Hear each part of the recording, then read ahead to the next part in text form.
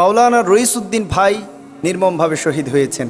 আজকে যদি ইনার কবরের পাশে গিয়ে কেউ বলে আসসালামু আলাইকুম ইয়া আহলাল কুবুর ইয়াগফিরুল্লাহু লানা ওয়া লাকুম, এটা তিরমিজি শরীফের একটি হাদিস রয়েছে, সেখান থেকে সিদ্ধ সহিহ হাদিস। নবীজি বলছেন, যখন কোনো ব্যক্তিকে এইভাবে সালাম দেয়া হয়, সাথে সাথে আল্লাহ তাআলা ওই মাওলানা রইসউদ্দিন ভাই সহকারে পৃথিবীর সমস্ত কবরবাসী মুসলমানের কাছে এটা পৌঁছে দেয়। আহলাল কুবুর বহুবচন, আসসালামু আলাইকুম আপনাদের বহুবচন। সুবহানাল্লাহ। শুধুমাত্র এইটুকু না, এই জায়গাটুকু নবীজি সাল্লাল্লাহু আলাইহি সাল্লাম নিজে বলতেন, তিনি নিজে গিয়ে বলতেন ইয়াগফিরুল্লাহু লানা ওয়া লাকুম, আল্লাহ তাআলা আপনাদেরকে আমাদেরকে সবাইকে ক্ষমা করুন। সুবহানাল্লাহ। শুধুমাত্র এইটুকুই না, যখন একজন মৃত ব্যক্তিকে সালাম দেয়া হয়, ওই মৃত ব্যক্তি সালামের জবাব দিয়ে থাকে।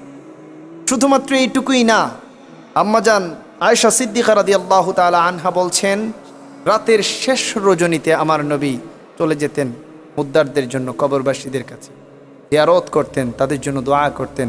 যখনই দেখতেন একজন মুসলমানের কবর, জিয়ারত করতেন, দোয়া করতেন। আমাদের মাঝ থেকে যারাই চলে যায়, একজন মুসলমান হিসাবে ওই ব্যক্তি যদি মুসলমান হয়ে থাকে, তাহলে ওই ব্যক্তির একটা হক অপর মুসলমানের উপর থাকে যে সেই ব্যক্তি কবর থেকে জীবিত ব্যক্তির কাছ থেকে জিয়ারত অর্জন করবে, জিয়ারত পাবে। এটা কবরবাসীর হক। একটা কবরবাসী যখন মুসলিম, ওই মুসলমানের হকের মধ্যে এটা পড়ে। তার জন্য দোয়া করা, সে জীবিত হোক আর মৃত, দোয়া করা এটা মুসলমানের হক। সুবহানাল্লাহ। ইমাম বাইহাকি রাহমাতুল্লাহি আলাইহির শুআবুল ঈমান কিতাবের ৭৫২৭ নম্বর হাদিসে যেখানে বর্ণিত হয়েছে যে একজন কবরবাসী নির্মমভাবে তাকিয়ে থাকে, পৃথিবী থেকে কোনো একজন ব্যক্তি, স্বজনরা, বন্ধুরা, ভাইয়েরা তার জন্য দোয়া করে কিনা, অসহায় হয়ে থাকে।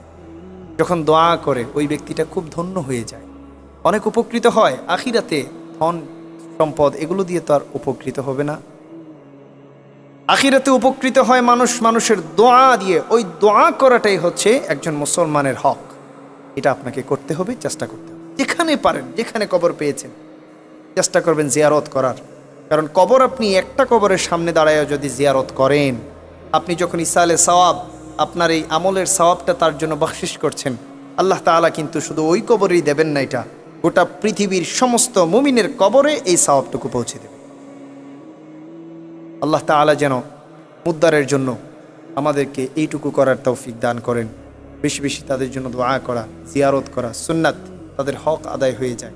আত্মীয় স্বজন থাকলে তাদের হক আদায় হয়ে যায়। মুদ্দারবাসীর জন্য দোয়া করলে, সালাম দিলে, যখন সালাম দেয়া হয়, মুদ্দারবাসীও কিন্তু সালামের জবাব দিয়ে থাকেন।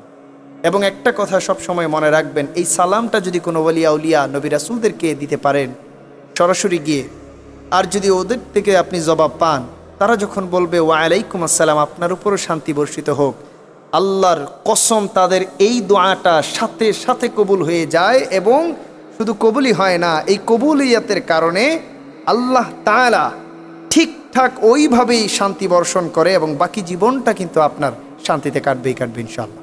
কেন? কারণ ওই লোকগুলা থাকে মুস্তাজাবুদ দাওয়া, তারা যেটা বলে, যেটা দোয়া করে, আল্লাহ এটা কবুল করে নেয়। তারা যখন বলে আপনার উপর শান্তি বর্ষিত হোক, এই ব্যক্তির উপর আল্লাহ শান্তি বর্ষণ করে, অশান্তি দেয় না, এবং সাথে সাথেই সেটা কবুল হয়। সুবহানাল্লাহ। এই জন্য জিয়ারতের প্রতি আমাদের মহব্বত রাখতে হবে, সচেষ্ট থাকতে হবে। আল্লাহ তাআলা বুঝদান করুক, আমিন।